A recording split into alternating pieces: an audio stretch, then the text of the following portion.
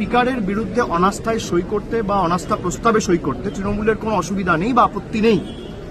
সেই অনাস্থা প্রস্তাবে তৃণমূলের প্রত্যেকটা এমপি, বিশেষ করে লোকসভার যে 28 জন এমপি আছে, সবাই সই করবে।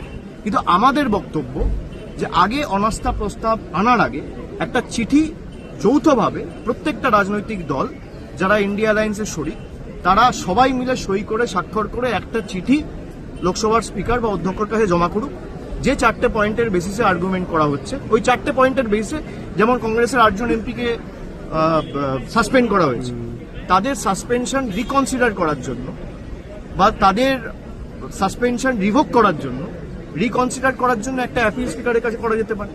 স্পিকারকে 2 দিন 3 দিনের একটা সময় দেওয়া যেতে পারে।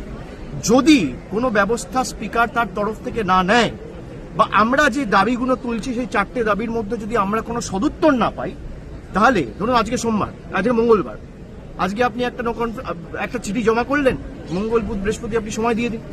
যদি বৃহস্পতিবারের মধ্যে কোনো সুরাহা না হয়, শুক্রবার নো কনফিডেন্স মুভ হবে, কোনো অসুবিধা নেই।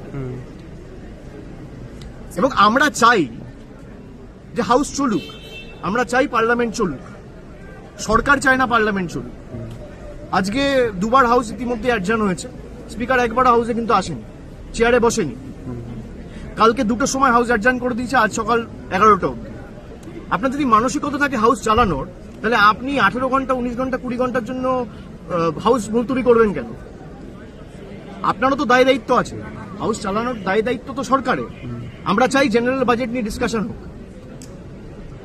দেশের মানুষ আমাদের এখানে পাঠিয়েছে কথা বলতে, সরকার হাউস চালাতে চায় না, তাদের প্রতিনিধিত্ব করতে।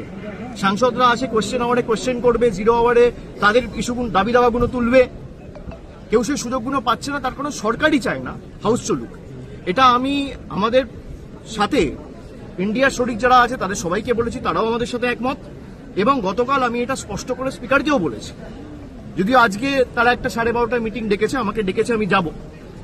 কিন্তু আমার মনে হয় যে রুলিং পার্টি হাউস চালাতে চায় না, বিজেপি হাউস চালাতে চায় না, বিজেপি ডিসকাশন চায় না।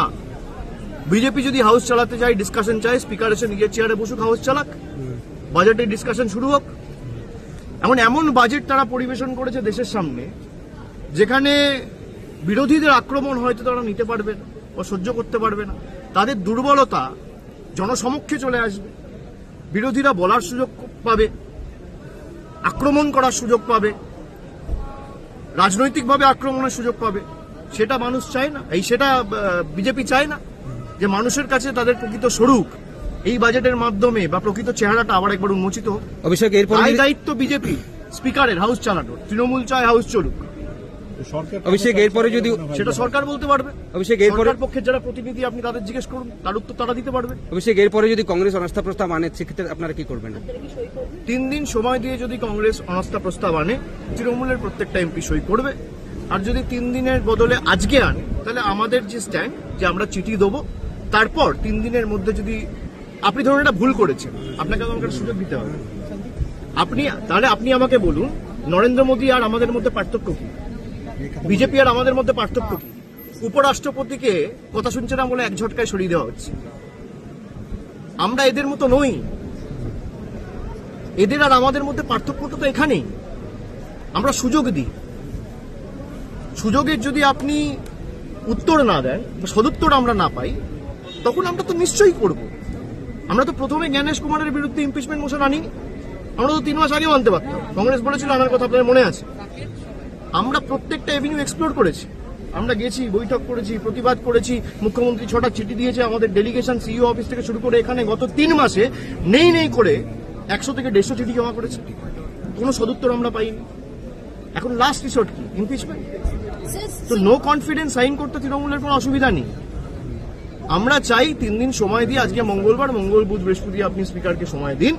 স্পিকার যদি কোনো রকম কোনো ব্যবস্থা না নেয়, শুক্রবার আপনি ইমপিচমেন্ট মোশন, শুক্রবার আপনি নো কনফিডেন্স আনুন, তৃণমূলের 28 জন এমপি সাইন করবে রেজলিউশনে, কোনো অসুবিধা নেই।